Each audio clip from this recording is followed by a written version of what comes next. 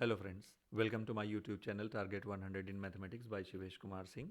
और आज हम यहाँ पर क्या बात करने वाले हैं भाई, इंटीग्रेशन बाय सब्सटीट्यूशन। ठीक है, लास्ट वीडियो में मैंने आपको बताया था कि इंटीग्रेट कैसे करते हैं सिंप्लीफाई करने के बाद, और अभी हम देखेंगे कि इंटीग्रेशन सब्सटीट्यूशन का यूज़ करके कैसे करेंगे। And really this topic is very important for integration because it can be used in any question. Okay, तो पहले हम ये देखेंगे कि हमें इसकी ज़रूरत पड़ी क्यों, हम क्यों सब्सटीट्यूशन पढ़ने के लिए जा रहे हैं। जैसे अब एक छोटा सा क्वेश्चन मान लीजिए आपको आ गया कि इंटीग्रेशन ऑफ साइन 5x।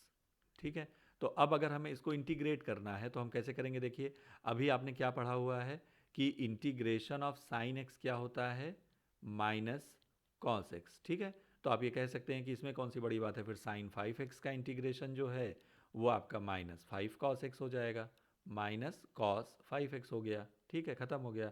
लेकिन ये गलत है। ठीक है, ऐसे नहीं होता ये। तो क्या करें अब हम इसके लिए, तो अब हमें सब्सटीट्यूशन का सहारा लेना पड़ेगा। तो करते कैसे, अब इस एग्जाम्पल को लिखा है तो इसको पूरा ही कर देते हैं, इससे हमें एक नए फॉर्मूले की भी पता चलेगा। देखिए, अगर हम यहाँ से 5x को t ले लेते हैं तो क्या हम dt अपॉन डी की वैल्यू निकाल सकते हैं। बिल्कुल निकाल सकते हैं। dt अपॉन डी का मतलब क्या हो गया, differentiation of t with respect to x। तो dt अपॉन डी की वैल्यू आ गई 5 ओनली। तो यहाँ से dx की वैल्यू कितनी आ गई, dx की वैल्यू आ गई dt अपॉन 5। तो इसी वैल्यू को सब्सटीट्यूट कर दीजिए। तो ये इक्वेशन क्या बन गया हमारा, अब साइन 5x को हमने t लिया था और dx की वैल्यू आ गई dt अपॉन 5। तो अब ये भाई अपना 1/5 तो कांस्टेंट है, तो ये बाहर चला गया। बचा क्या, साइन टी, और साइन टी का इंटीग्रेशन क्या हो गया, माइनस कॉस टी, और प्लस सी तो लिखना आपको भूलना ही नहीं है। तो ये हो गया माइनस कॉस ऑफ 5x जो टी की वैल्यू थी। वापस टी की वैल्यू एक्स में लिखना ज़रूरी है, क्यों, क्योंकि क्वेश्चन टी में तो था नहीं, क्वेश्चन तो एक्स में था। कोई टी लेगा, कोई यू लेगा, कोई वाई लेगा, इसलिए उसको वापस रिप्लेस करना ज़रूरी है। ठीक है, ये हो गया प्लस, ये आंसर हो गया। तो यहाँ पर आपने क्या सीखा कि हमें एक नए फॉर्मूले का पता चला कि अगर हमें इंटीग्रेट करना हो साइन ऑफ ए एक्स को, तो क्या हो जाएगा, ये हो जाएगा माइनस कॉस ऑफ, थोड़ी सी जगह बना के लिखते हैं इधर।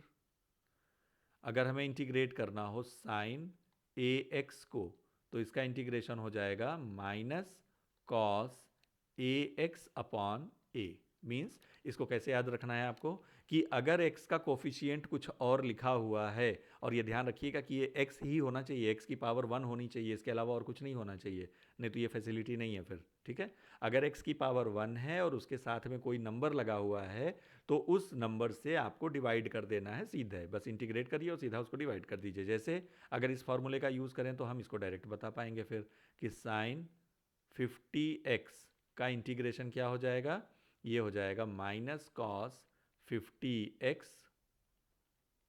बताओ, 50 लिखने में भी प्रॉब्लम हो रही है अब, 50x डिवाइडेड बाई 50। ठीक है, ये इस तरह से।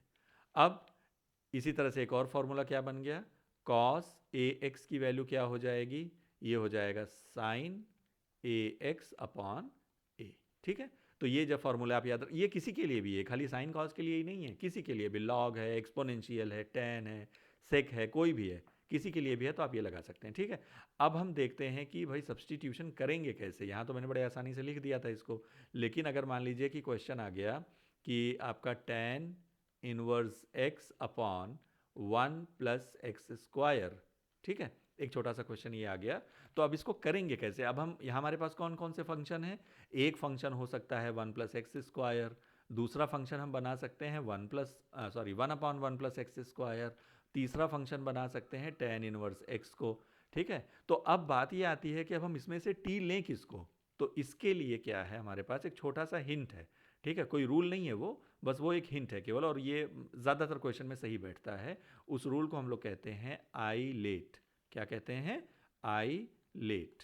तो इसको आई stands for inverse trigonometric function, inverse trigonometric function. L stands for logarithmic function, A stands for algebraic polynomial, okay, T stands for trigonometric function and E stands for exponential function।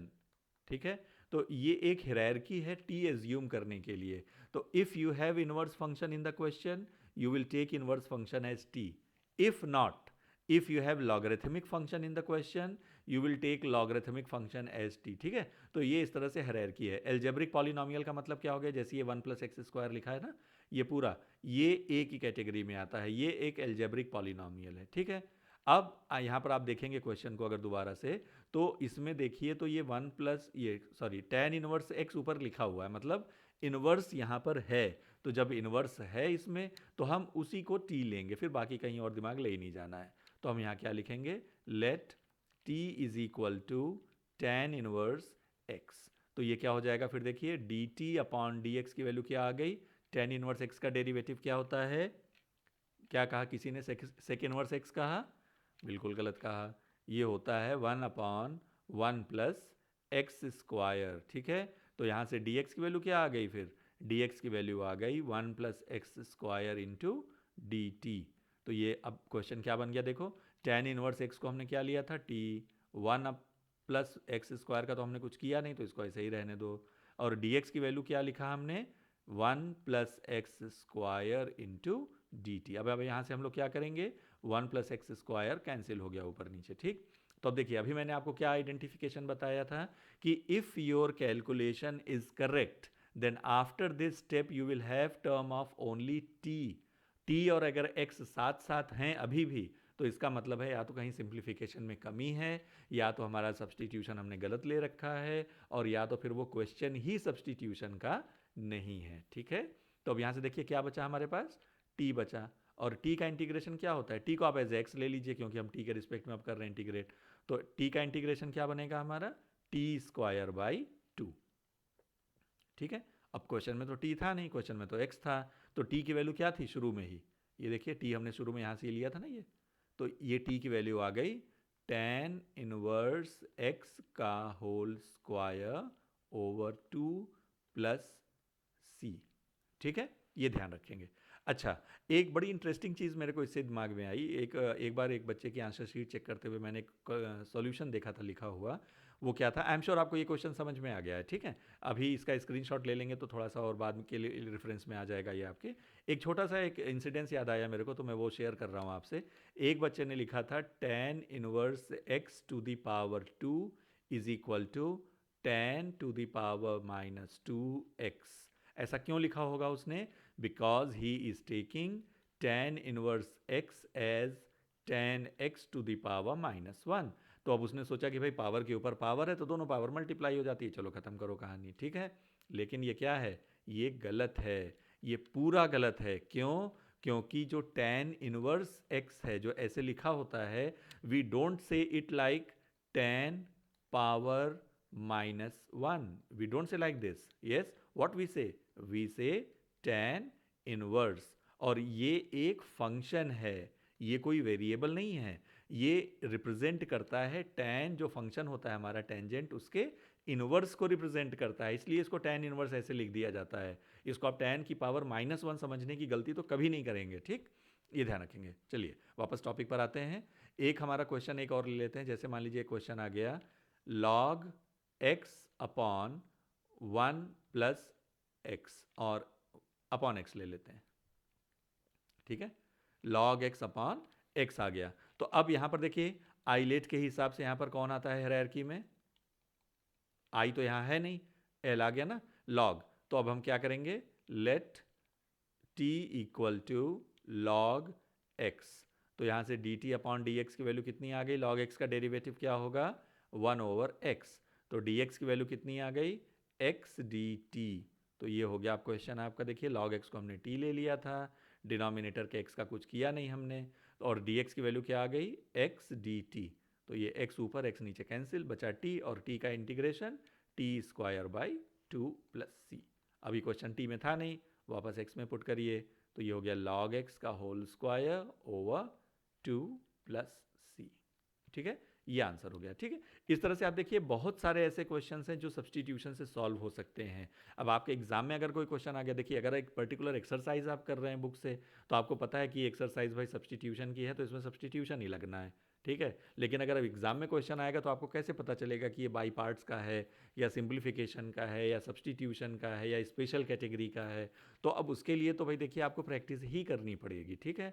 I am sure ये थोड़ा सा video आपको अच्छा लगा होगा, और अगर आपको लगता है कि आपके नॉलेज को बढ़ाएगा तो प्लीज़ आप अपने फ्रेंड्स के साथ में शेयर करें, सब्सक्राइब करें मेरे चैनल को। और ये जो नोटिफिकेशन वाला बेल आइकन है, लोगों ने बताया कि भाई इसको भी प्रेस करना होता है जिससे हमें नोटिफिकेशन आती रहे, ठीक है। तो आप इसको भी प्रेस कर लीजिएगा अगर अच्छा लगे आपको तो, ठीक है। अभी इंटीग्रेशन का ऐसे ही थोड़ा थोड़ा करके मैं पूरा टॉपिक कवर करने की कोशिश करूंगा, एंड आई एम श्योर आपको ये थोड़ा सा इंटरेस्टिंग लगेगा।